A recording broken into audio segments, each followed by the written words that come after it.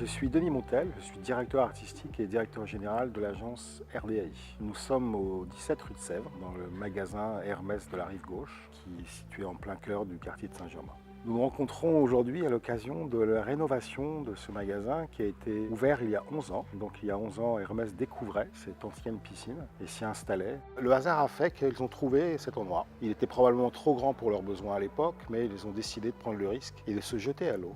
Quand on a commencé le projet, ce lieu est devenu inscrit au bâtiment de France. Il ne l'était pas précédemment. Les architectes des bâtiments historiques sont très vigilants au patrimoine, notamment à sa connaissance. Donc on a fait un travail d'archivage. Et ce qui était assez amusant, c'est que nous n'avions aucune image en couleur. Donc il a fallu qu'on imagine d'une part et qu'on fasse un travail de recherche colorimétrique, puisque une des volontés des architectes des bâtiments de France, c'était de redonner vie au monument, notamment dans sa colorimétrie. Je dois dire que le lieu était particulièrement dégradé. On avait peu de traces apparentes de l'origine.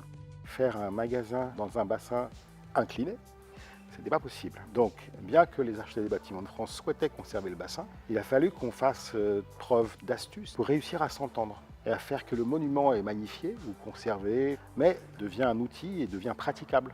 On a proposé de faire une dalle qui recouvre parfaitement le périmètre de l'ancien bassin, entièrement réversible. C'est-à-dire elle n'a pas de fondation, elle est posée sur un ensemble de fondations très légères qui n'altèrent en rien le bassin qui est en dessous. Il est en parfait état de conservation, il n'y a pas un trou dedans et pas un carreau qui manque.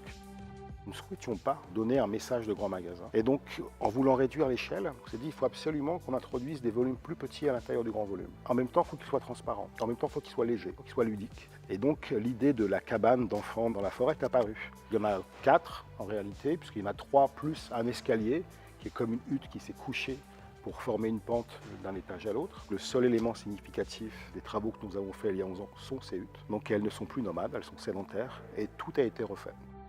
On a commencé à construire en fait toute une famille de matières, de couleurs, de formes, toujours en dialogue et en écho avec le lieu historique. On a utilisé beaucoup de céramique, qui est a priori un matériau relativement froid, mais il est utilisé dans de multiples couleurs. Là, un vert profond, ensuite un brun, ensuite un ocre jaune, ensuite on le retrouve dans des blancs craquelés.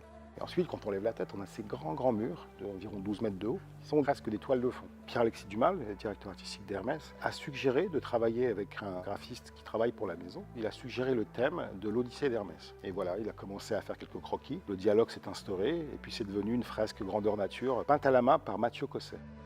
L'ensemble des aménagements, notamment des mobiliers, ont été conçus sur mesure pour ce magasin. Chaque meuble a été dessiné dans un souci de cohérence autour de formes souples. Tous les meubles sont ovalisés, sont arrondis. On est dans un design qui est légèrement organique, qui n'offre pas d'angle saillant. Cette idée, en fait, qui est relativement peu perceptible, a été d'abord déclinée sur la coque. Tous les habillages de murs, les plafonds, les cloisons, tous les angles sont courbes. Ça permet aux lumières de tourner, de faire que les ombres et lumières sont relativement douces. Et quelque part, il y avait cette volonté un peu au deuxième degré de se glisser, comme dans l'eau, si j'ose dire.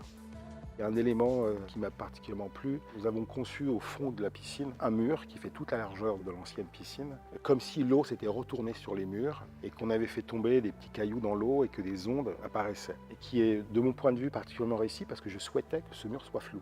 Et il se trouve que ça a marché, puisqu'entre la lumière, les formes et les finitions, l'œil n'est pas capable de faire le point sur ce mur. L'histoire est très cohérente. Donc il y a une continuité dans le temps et en même temps un geste très d'aujourd'hui. Et je pense qu'à ce titre-là, j'espère que c'est assez réussi. Et je suis attaché à la temporalité, attaché à l'histoire des lieux et de pouvoir réfléchir à une transformation complète, tout changer sans rien changer.